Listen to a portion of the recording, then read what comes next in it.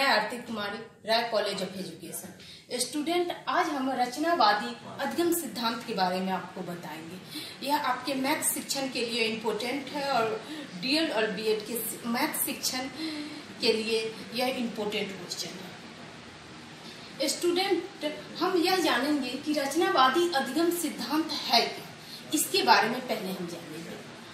रचनावादी अधिगम सिद्धांत कहने का क्या तात्पर्य है, इसके मीनिंग क्या है, इसका विशेषता क्या है, या इसकी विकास कैसे होता है, इसके बारे में हम जानेंगे। रचनावादी अधिगम का परिमाप नवीन ज्ञान की रचना। इस नवीन ज्ञान की रचना का आधार हमारे पूर्व ज्ञान एवं पहले से प्रमाणित सिद्धांत से होता है और इन सिद्धांत द्वारा नवीन ज्ञान की रचना की जाती है, उसे रचनावाद कहते हैं। रचनावाद कहने का अर्थ है अधिगम का ऐसे नवीन ज्ञान की रचना करना जो पूर्व ज्ञान से पहले प्रमाणित यानी कि वह सिद्ध किया गया और वह एक नवीन ज्ञान से संबंधित होता है।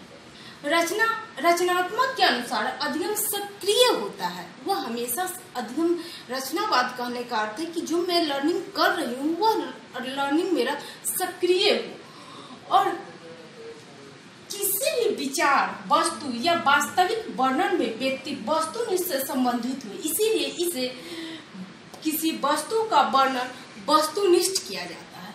कहने का अर्थ है कि रचना सक्रिय जब होगा तो इंसान की वास्तविक या किसी भी विषय का वास्तविक चीज निकल के सामने आएगा। जब वास्तविक चीज निकल के सामने आएगा तो एट ए टाइम वो वस्तुनिष्ठ ही होता है। इस तरह से हम रचनावादी सिद्धांत क्या है इसके बारे में पढ़ें। अगला मेरा है रचनावादी सिद्धांत की प्रमुख विशेषता। रचनावादी सिद्धांत का प्रमुख विशेषता क्या है? रचनावाद अधिगम के सिद्धांत का विकास करता है। रचनावादी क्या करता है? हम जो लर्निंग कर रहे हैं, अधिगम सीख रहे हैं, उसका विकास कराता है। क्यों? वह नवीन ज्ञान की खोज करते हैं। दूसरा पॉइंट, रचनावादी दृष्टिकोण संज्ञानात्मक अधिगम से संबंधित होता है। रचनावादी कहने का अर्थ है कि यह संज्ञानात्मक हो।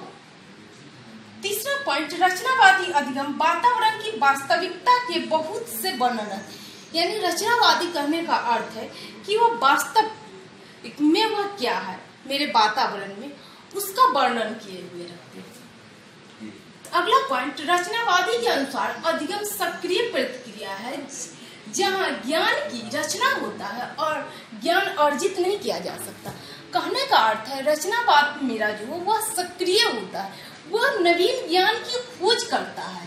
ऐसा नहीं कि ज्ञान की वह खोज कर निकालता है, वह अर्जित ज्ञान को अर्जित नहीं करता है। रचनावादी अधिगम वातावरण की ज्ञान की रचना पे बल देता है। कहने का अर्थ है जो मेरा इन्वायरमेंट है उस पे वह अधिक बल देता है और वह नई नई चीज को खोज करता है। अब रचनावादी का विकास कैसे हुआ, इसका डेवलपमेंट कैसा हुआ? रचनावादी का विकास करने का अर्थ है किसी भी चीज का डेवलपमेंट होना, बढ़ना, या गुणात्मक या रचनात्मक। छात्र में रचनात्मक प्रवृत्ति शिक्षक और निम्नलिखित बिंदु पर ध्यान दें।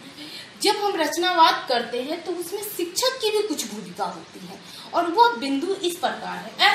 पहला, मौलिकता। दूसरा, स्वतंत्र निर्णय लेने की शक्ति। और तीसरा, उत्सुकता।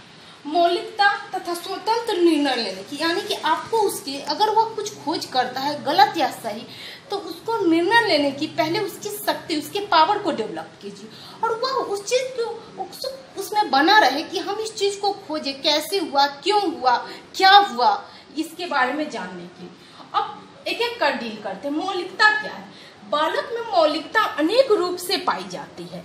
साधारण विचार में उसे अधिक संवेदनशीलता अनुभव होती है।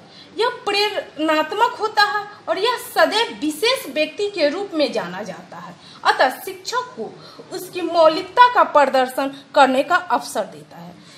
कहने का अर्थ है कि बालक मौलिकता अनेक रूप में पाई जाती है और यह जो है वह शिक्षक को इसके लिए बच्चे को अवसर देना चाहिए कि वह चीज को खोज करे, बताए और नवीन ज्ञान को अर्जित करे।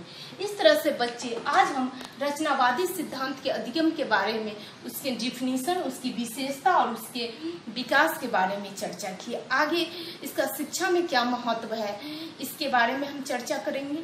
आप पढ़िए, घर पे रहिए और वीडियो देखिए, यह आपके लिए इम्पोर्टेंट है आने वाले एग्जाम के लिए। Best of luck.